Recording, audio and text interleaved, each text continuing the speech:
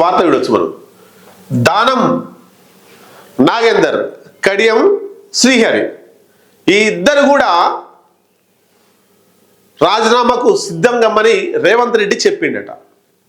రాజీనామాకు ఎందుకు సిద్ధం కావాలి, రేవంత్ రెడ్డి వాళ్ళకి అట్లా ఎందుకు ఇండికేట్ చేస్తున్నాడు, రాజీనామా చేయకపోతే ఏమవుతుంది, ఇవన్నీ కూడా ఒకసారి మాట్లాడుకుంటే, కాంగ్రెస్ పార్టీలోకి బీఆర్ఎస్ పార్టీ కారు గుర్తు మీద గెలిచి బీఆర్ఎస్ పార్టీ బీఫామ్ మీద గెలిచి 10 మంది ఎమ్మెల్యేలు కాంగ్రెస్ పార్టీలోకి వచ్చారు.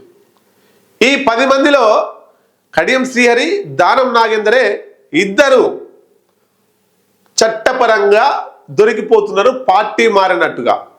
మిగతా 8 మంది వాళ్ళు తప్పించుకోవచ్చు, లేదా కాంగ్రెస్ పార్టీలో ఉన్నామా అన్న పెద్ద ఎఫెక్ట్ ఏం పడదు, బీఆర్ఎస్లో ఉన్న వాళ్ళు పక్కకు పెడితే ఈ ఇద్దరి మీదనే పెద్ద ఇంపాక్ట్ పడుతుంది.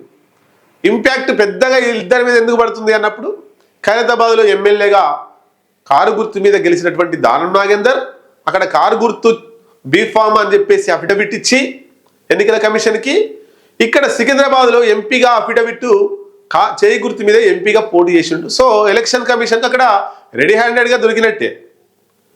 కడియం శ్రీహరి విషయానికి వస్తే తన కూతురుకి బీఆర్ఎస్ బీఫామ్ వచ్చిన తర్వాత అది దగ్గర పెట్టుకుండు, ఇటు కాంగ్రెస్ దగ్గర పోయి కాంగ్రెస్ బీఫామ్ తెచ్చుకుండు. ఏది ఏ పార్టీతో పోతే గెలుస్తుంది అని చూసి ఆయన ఆల్రెడీ కారు గుర్తు మీద గెలిచిండు. ఈ 2 బీఫామ్ దగ్గర పెట్టుకొని ఏది గట్టిగా ఉంది ఏది మెత్తగా ఉంది అని చూసి కారు గుర్తు అయితే గెలవం, కాంగ్రెస్ గుర్తు అయితే గెలుస్తామని మళ్ళీ కాంగ్రెస్ పార్టీలోకి పోయిండు. కాంగ్రెస్లోకి పోయిన తర్వాత తన కూతురు ఎంపీగా పోటీ చేసింది. వివిధ సభలలో కాంగ్రెస్ కండువలు వేసుకొని మాట్లాడి చేయి గుర్తుకి ఓటేసి కడియం కావ్యను గెలిపించాలని కాంగ్రెస్ కండువాలు కార్యకర్తలు కప్పి కాంగ్రెస్ పార్టీలోకి ఆహ్వానించడం, స్టేజీలు కాంగ్రెస్ పార్టీ ఉన్నటువంటి స్టేజీలు ఎక్కడం, మొత్తం మీద కాంగ్రెస్ పార్టీకి క్యాంపెయినింగ్ చేసినటువంటిది వీడియోలు, ఫోటోలు, ఇవన్నీ ఆయన మాట్లాడినటువంటి మాటలు కూడా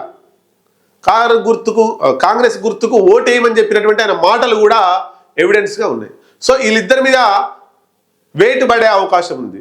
ఒకవైపు స్పీకర్కు సుప్రీంకోర్టు ఉంటావా జైలుకి వెళ్తావా, చర్యలు తీసుకుంటావా జైలుకి వెళ్తావా అల్టిమేటం జారీ చేసింది. డిసెంబర్ 15, 16 తారీఖు 17, 18 తారీఖు లోపు ఏదో ఒక చర్యలు తీసుకోవాలి వీళ్ళ మీద అని సుప్రీంకోర్టు చాలా సీరియస్గా వార్నింగ్ ఇచ్చింది.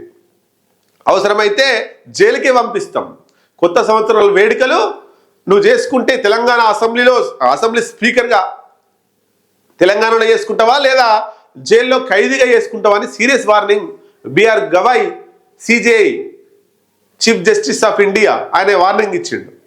సో ఇప్పుడు స్పీకర్ నిర్ణయం తీసుకోవాలి కాబట్టి అనర్హులుగా ప్రకటించాలి.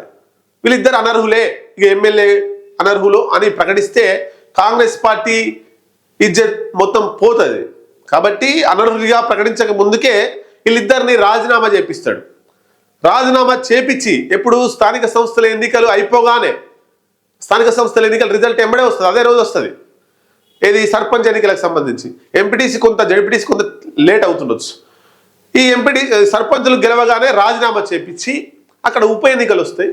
జూబ్లీహిల్స్ ఎన్నికల్లో ఎన్ని ఎత్తులేసి కాంగ్రెస్ అభ్యర్థిని గెలిపించుకురో మిమ్మల్ని కూడా గెలిపిస్తా, కాబట్టి రాజీనామా అయ్యింది, నేను వస్తా, నేనే మొత్తం చూసుకుంటా, నేను నవీన్ యాదవ్ని ఎట్లయితే జూబ్లీహిల్స్లో గెలిపించినో ఖైరతాబాద్లో దానం నాగేందర్ని గెలిపిస్తా, ఈ కడియం శ్రీహరిని స్టేషన్ గన్పూర్లో గెలిపిస్తా అని రేవంత్ రెడ్డి వీళ్ళిద్దరికి చెప్పిండు. సో వీళ్ళు కూడా ప్రిపరేషన్లో ఉన్నారు, రాజీనామా చేసే యోచనలో ఉన్నారు. మరి రాజీనామా చేస్తే ఖైరతాబాద్లో దానం నాగేందర్కే టికెట్ ఇస్తాడా రేవంత్ రెడ్డి, లేదా పీజేఆర్ కుమార్తె విజయారెడ్డికి టికెట్ ఇస్తాడా, బీఆర్ఎస్ పీజేఆర్ కొడుకు విష్ణువర్ధన్ రెడ్డికి టికెట్ ఇస్తారా, అక్క తమ్ముడికే పోటీ పడతారా అనేటువంటిది ఒకవైపు చర్చ నడుస్తుంది. రెండవది కడియం శ్రీహరి రాజీనామా చేస్తే స్టేషన్ గన్పూర్లో ఉప ఎన్నికలు వస్తాయి. అక్కడ కడియం శ్రీహరి మళ్ళీ కాంగ్రెస్ నుండి, బీఆర్ఎస్ నుండి తాటికొండ రాజయ్య, మరి రాజయ్య గెలిచే అవకాశాలు ఎక్కువ ఉన్నాయనేటువంటిది కూడా ఒక వార్త వినిపిస్తుంది. ఏది ఏమైనా కడియం శ్రీహరికి, దానం నాగేందర్కి ఇద్దరికి అటు కక్కలేక రాజీనామా చేయలేక, ఇటు చేయకపోతే అనర్హులుగా ప్రకటించే అవకాశం, కక్కలేక మింగలేక కుడిదిల పడ్డ ఎలకలేక ఇద్దరి పరిస్థితి అయింది.